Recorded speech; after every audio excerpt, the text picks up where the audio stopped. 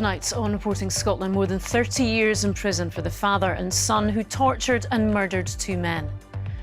Derek Johnstone and Desmond Rowlings were mutilated with a blowtorch and killed at a flat in Edinburgh. A wedding guest scammed friends out of thousands of pounds after promising to book flights and hotels for a ceremony in Thailand. I just couldn't believe it. How could anybody do that to your friends? And for a wedding, from best friend's wedding, it's awful. Also on tonight's programme, criticism of empty shops and derelict buildings in Glasgow city centre. It's just a mess. I don't know what tourists think of it. It's disgraceful. I think the city itself is just very sad.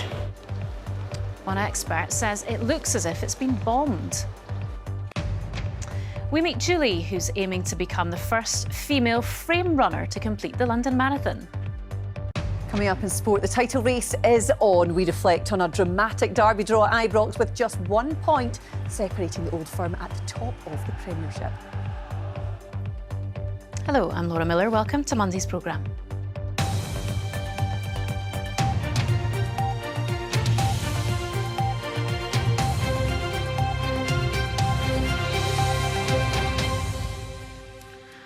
A father and son have been jailed for a minimum of 34 years after murdering two men in horrific and prolonged attacks in Edinburgh.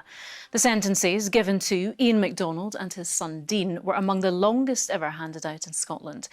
The family of one of their victims said the murders were the cowardly actions of monsters. Our Home Affairs correspondent David Cowan reports, and a warning: his report includes details some viewers may find distressing. Officers who discovered the murder scene were confronted with medieval brutality. Desmond Rowlings, who was 66, and 37-year-old Derek Johnstone were the victims of sadistic violence, too horrific to describe in full. The sentences mean Ian MacLeod will die in jail. His son Dean will be in his late 70s before he has any chance of parole. In courts, no explanation was given for why it happened. Derek Johnstone had been invited first to the flat in Edinburgh's Craigmillar, followed by Desmond Rowlings, who lived next door. In the lead-up to the murders, Dean MacLeod had bought forensic suits, plastic overshoes and goggles. The two men were attacked with a Stanley knife, a machete and a hammer and mutilated with a blowtorch. 28 separate injuries were found on Derek Johnstone, who's believed to have been the first to have died. Desmond Rowlings suffered at least 136 injuries.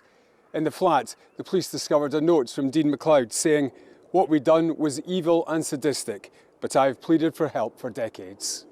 Ian and Dean MacLeod went to Edinburgh's psychiatric hospital and told doctors they had tried to kill themselves by taking methadone. The police later traced them to Edinburgh Royal Infirmary. At the High Court in Edinburgh today, both men were given life sentences after pleading guilty to murder. In a statement, Derek Johnstone's sister and mother said, "Our hearts and minds are filled with pain, devastation, heartbreak and trauma, where happiness, hopes and dreams once existed. Our faith in humanity is shattered.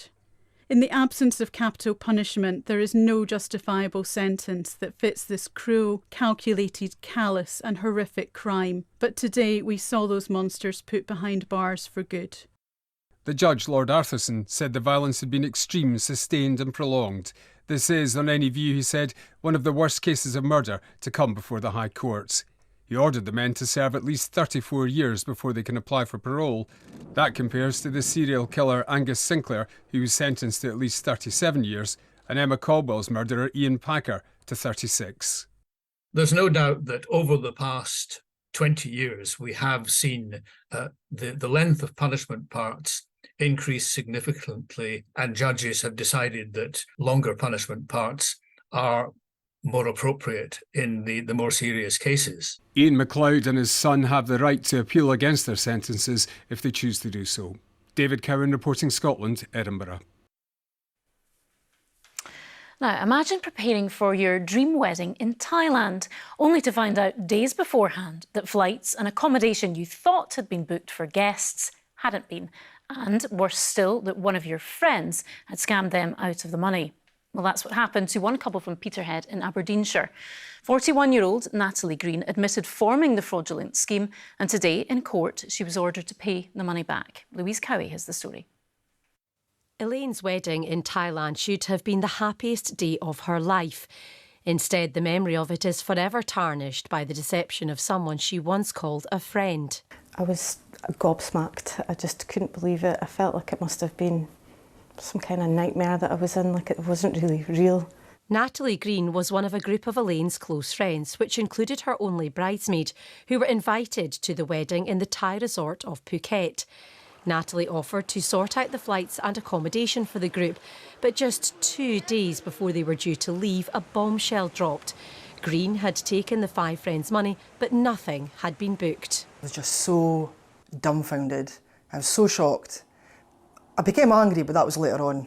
But to begin with, I was just like, I just couldn't believe it. I was just, how could anybody do that to your friends? And for a wedding, from best friend's wedding, it's awful. I had some missed calls from my one bridesmaid, and then I phoned her back and she was crying hysterically. I couldn't understand what she was saying. So Siobhan took the phone off of her and just said, Natalie's spent all the money. She's not booked anything. She's not booked any of the flights, any of the hotels. Siobhan reported Green to the police and she was charged with obtaining more than £7,500 by fraud. At Peterhead Sheriff Court today, she was given a 2-year supervision order and ordered to pay the money back. Elaine's mother couldn't go to the wedding as she had recently been diagnosed with an aggressive form of breast cancer.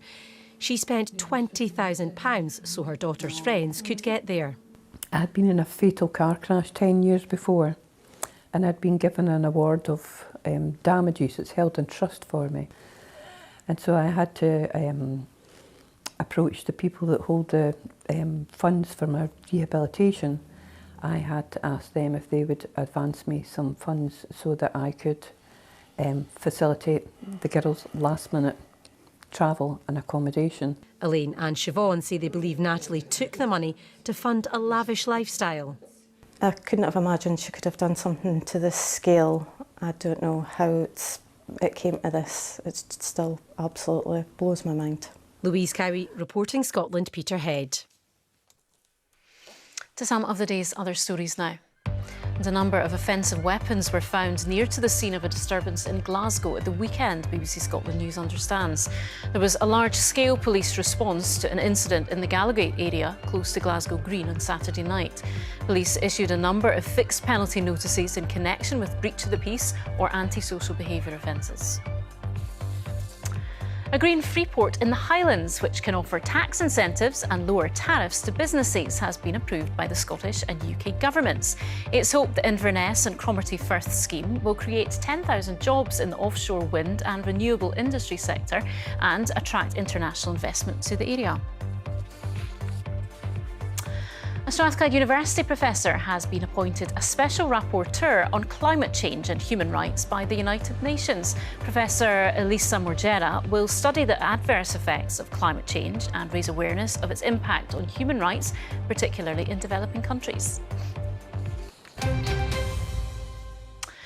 Now, the state of the high streets is a worry in many towns and cities around the country. But in Glasgow, those concerns have just got louder. The director of the Charles Rennie Mackintosh Society, which celebrates the legacy of the renowned architect, now says the city looks as if it's been bombed.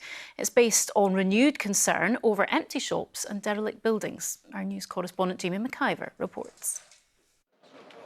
Glasgow used to say its main shopping streets could hardly be rivalled, but the current state of Sucky Hall Street is painful for many to see. I think it's disgraceful. I think the city itself is just very sad. You turn the corner and you think, where have I turned to? You know, where you know, it's just right in the centre of Glasgow. Doesn't seem to be any pride in it. You had your C&A, you had your British Home Stores, loads of shoe shops, now we've got nothing.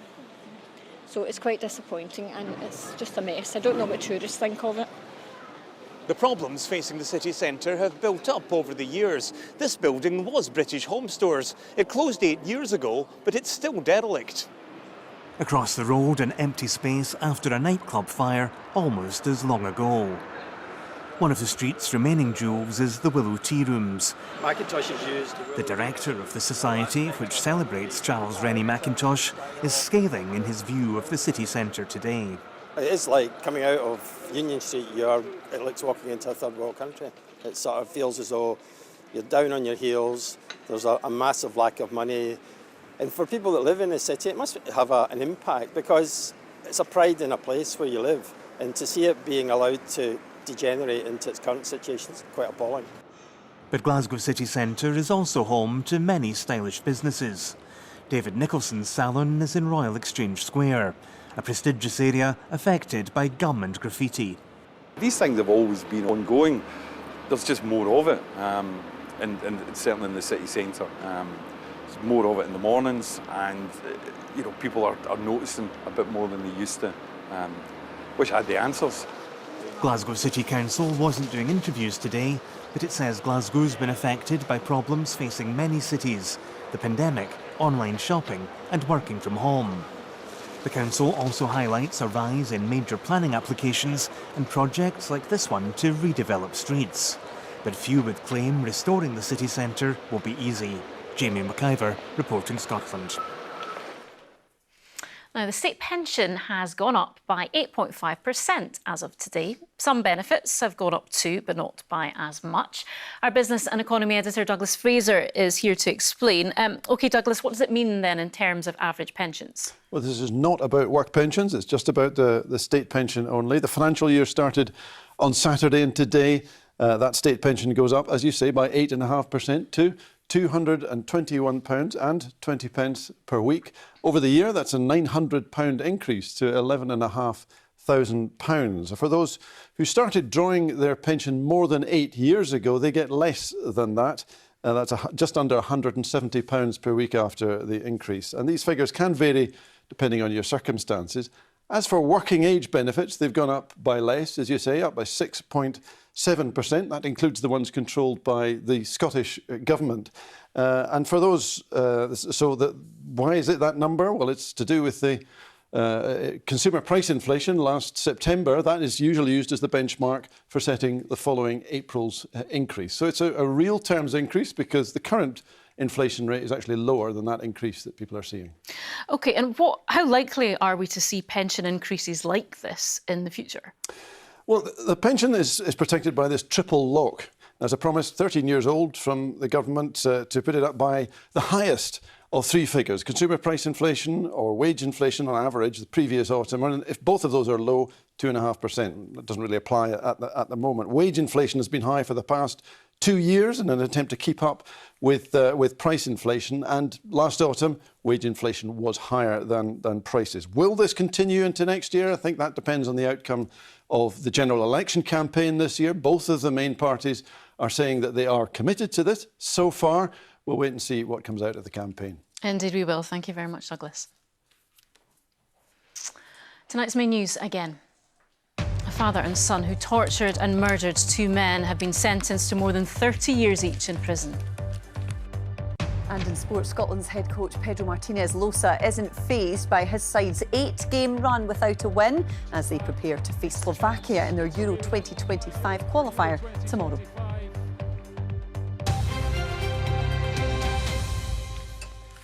Now, the London Marathon is full of inspirational stories of people overcoming the odds. But how about this one?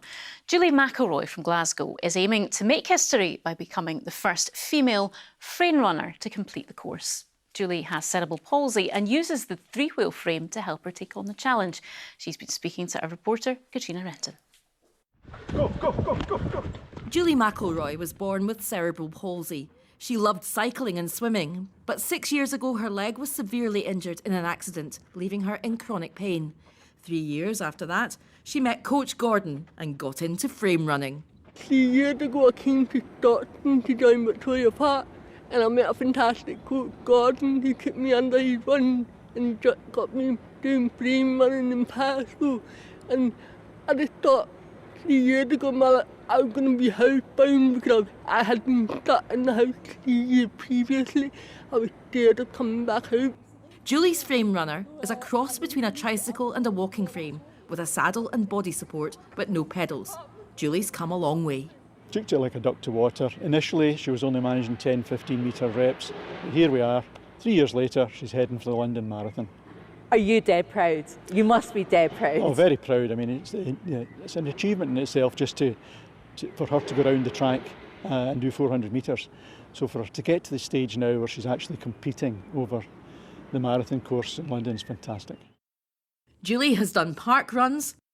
Last year she completed the Paisley 10K in less than an hour, as well as the 22.6 mile Glasgow Kilt Walk. Next, the London Marathon on the 21st of April. Julie has put in the work, and best of all, frame running helps keep her pain-free. There have been times when I've been down here in the track on my own, like I spend probably 3 hours every single day at the moment, just like training for the London Marathon, doing like 10 miles, 8 miles, 5 miles, just to keep myself moving. And obviously, I think frame running has been a lifesaver for me because it keeps me pain-free. Julie set a target of 5 hours for the marathon. What path will she go down next? Let's just get over the finishing line of the London Marathon and then we'll see where my path takes me. Katrina Renton, reporting Scotland, Glasgow. And best of luck to her. And that takes us nicely to sport with Amy. Hi, Laura. Thanks very much. Good evening. Well, it was billed by many as the biggest Old Firm match in over a decade, and the fixture didn't disappoint, with Rangers and Celtic sharing the spoils in a thrilling 3-3 draw at Ibrox yesterday. Away from the football on display, Police Scotland are investigating after a bottle and other missiles appeared to be thrown at Celtic's Matt O'Reilly and coaching staff. With just 1 place and 1 point separating the two at the summit, fans could be forgiven for expecting a cagey affair. A sign of things to come, however, when Celtic opened the scoring within 21 seconds through Dyson Maeda. Matt O'Reilly doubled Celtic's lead from the spot before Rangers' James Tavernier capitalised with a penalty of his own. 3 goals followed, a point apiece to leave the league race too close to call. Second half, we showed our real quality, our real personality also, to chase them, to make it difficult for them, to create good chances, to score good goals, and to get a well-deserved points. So I think we are more winners of the day. But yeah, I thought the performance was very, very good. To come here, to play with no supporters, and to play with that courage that we did. The first half we were excellent. We could have had the game out of sight at that point. So some of our play, the composure in how we played, the pressure that we put them under, was very, very pleasing. That's what the managers had to say about the big match at Ibrox yesterday, but let's hear what a couple of fan podcasters made of the occasion. I think that was the worst 45 minutes of Clement's reign so far. It's up there with some of the worst Old Firm performances that Rangers have put together throughout the last decade or so. I think it was clear early on that Rangers were not at it. The team selection wasn't quite right. To be fair to Clement, changed it at half-time. Seema came on and played to Scott Wright. That did make a difference. Atondo then comes off the bench and also has a wonderful impact right at the end. So Rangers got there in the end. In the initial aftermath, I think it felt almost like a defeat because we had the 2-goal advantage. But then after that, you start to look back on it and think, we had to go into that game and not lose it. So a 3-3 draw at Ibrox is not a bad result, really, in the great scheme of things when you look at the title fight that we are undoubtedly in. When you look at the fixtures, we have only 2 games away from home, and Rangers have 2 games at home in the remaining 7 fixtures. So I think that's a big advantage as well. Rangers could go 2 points clear above Celtic if they manage to beat Dundee in their rearranged fixture on Wednesday night. The match was previously postponed because of a waterlogged pitch at Dens. The Dark Blues match against Motherwell narrowly survived a pitch inspection on Saturday, and with heavy rain forecast over the next couple of days, fans must wait to see if the game will go ahead. Dundee boss Tony Docherty, manager of the month for March, didn't want to focus on the pitch concerns as his side pushed to secure a top 6 spot. It's something that I'm not that comfortable speaking about. It's something you're better speaking to somebody that's more qualified to answer that. But obviously, you see the way we play. I want the best pitch possible for my team because I think we've got a really good football inside. We've got a style of play that lends itself to playing in the deck and building it from the back and centre-half stepping in. And so the better the pitch, the better the performance for us. But in saying that, as a footballer and as a team, you need to be adaptable to every condition, you know, throughout a rigorous campaign. Scotland head coach Pedro Martinez Losa says he and his players are determined to follow Friday's Women's Euro 2025 qualifying draw against Serbia with a win against Slovakia tomorrow night. The Scots are the top seeds in their qualifying group but drew a blank in Serbia and are without a win in a competitive match since October 2022. But the squad are looking to make the home advantage count at Hampden. Well, yeah, especially at home, we want to feel connection with the fans. We want to feel that we can offer our performances to the fans. That's our principle, always, that we come with the national team. And as a consequence of that, to win the games, that we will be all happy. We want to make sure we don't receive goals. I'm sure that all the teams are looking for the same. And we want to make sure we create enough chances to win the games. And when these opportunities are appear, and we are capable to capitalize it in good results. To swimming now, and the British Championships came to a close in London yesterday with 4 Scots, among them Kiana McInnes, booking their places at this summer's Olympics in Paris with the possibility of a few others to follow. Duncan Scott will be there looking to add to the 4 medals he won at the Tokyo Games, while his University of Stirling teammate Kathleen Dawson will be hoping to add to her Tokyo relay gold. McInnes won the British 200 metres butterfly title and has booked her place, and Lucy Hope will bring speed and stamina to the 4x200 metre freestyle relay. The final swimming team will be announced next Tuesday. And of course, we will tell you all about that when we get the news. And Laura, just briefly, we will be joined by Stenhousemuir Chief Executive Ian McMenemy on the 9 this evening. That's after Stenhousemuir secured their first ever league title. You won League 2 at the weekend. Yeah, I am sure he will be more than happy to come on the programme and talk about that. After 140 years, yes. Not for him, for the club, obviously. Thanks, Amy. Thanks. Well, talking of the 9, also on the programme tonight, Laura Goodwin, here's why some charities are calling for tougher restrictions on Scotland's tanning salons. If they could stop the untruthful advertising. I mean, there's a place that I've looked at, Great Western Road, where they state that using a sunbed improves your skin. That is just so untrue. Sunbeds make your skin wrinkled just as much as too much sunshine makes your skin wrinkled. And it brings out pigmentation, and that's not nice either. And you can catch that full interview over on the 9 on the BBC Scotland channel later. Now, millions of people in North America are preparing for a total solar eclipse where the moon fully blocks out the sun, plunging daytime into darkness for a few minutes. We'll have nothing like that drama here, but there is a chance parts of Scotland could see a partial solar eclipse just before sunset. The best place to see it? The Western Isles, as Richard Forbes reports. It's absolutely amazing. I've never seen anything like it. The last time people in Scotland had a chance to see a total solar eclipse was back in 1999. This evening's event is expected to be a smaller affair. Tonight what we'll be seeing from Scotland is a partial solar eclipse, and that's essentially when the moon, relative to our line of sight, passes in front of the sun. It's actually the case that the further west you are, the better. So people on the Isle of Lewis, they'll actually get about a 23% obscuration of the sun, so about a quarter of the sun will be covered.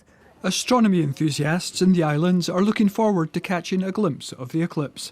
Well, it's been bright but cloudy in northwest Scotland today, especially in the Isle of Lewis where we are, and it looks as if that's going to continue into the evening. So it's going to be a bit of a gamble. You might just see a few seconds of it. This allows the sun to come in through a lens here, reflects off a mirror at the back, and then we get the image of the sun nice and clear down there.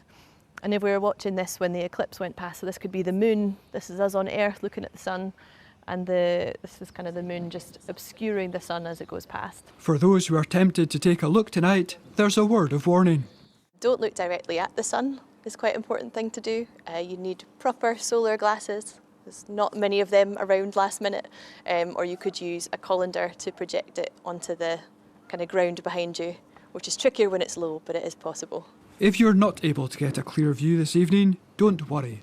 Scotland gets another total solar eclipse in 2090. Richard Forbes, reporting Scotland. Yeah, thanks, Richard. Well, as we were hearing, seeing the partial eclipse very much depends on having good weather. Kirstine is here. There's not much of that around, although it looks OK there. There's not much of it around. As we were hearing, the Western Isles probably best placed to see it just before sunset. But we have had a decent day of weather across much of northern and northeastern Scotland. Changes, though, afoot. Thank you, Laura. Good evening to you. Yes, already signs of a change across southern and central Scotland, and that is all in association with this area of low pressure and its associated frontal systems, bringing persistent and heavy rain tonight and throughout the day tomorrow. Indeed, we have a Met Office yellow warning in place across southern, central and eastern Scotland from 1 o'clock tomorrow morning until 6 o'clock tomorrow evening. Localised flooding likely, especially across the south, but very poor travelling conditions tonight and tomorrow with surface water and spray. Cloudy skies encroaching on the northwest as we go through the night, the odd shower too.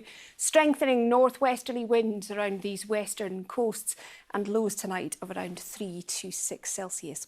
So tomorrow starts on a very wet note across much of the country. Again, very poor travelling conditions, some winteriness on the highest ground of the Highlands and the Grampian area.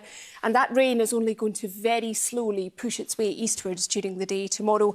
So around 4 o'clock tomorrow afternoon, cloudy skies, still some rain affecting the Northern Isles, parts of Caithness, across Aberdeenshire towards Angus, Tayside, Fife, the Lothians and the Borders. Come further west though and skies will begin to brighten. Some showers in the forecast too, which will be wintry on the highest ground. A chillier feel tomorrow with a brisk northwesterly wind.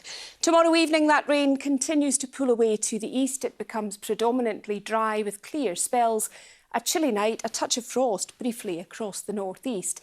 However, the weather turns unsettled again as we head into Wednesday. Low pressure driving proceedings, this frontal system moving in and more heavy rain in the forecast across parts of western and southwestern Scotland, especially in the southwest.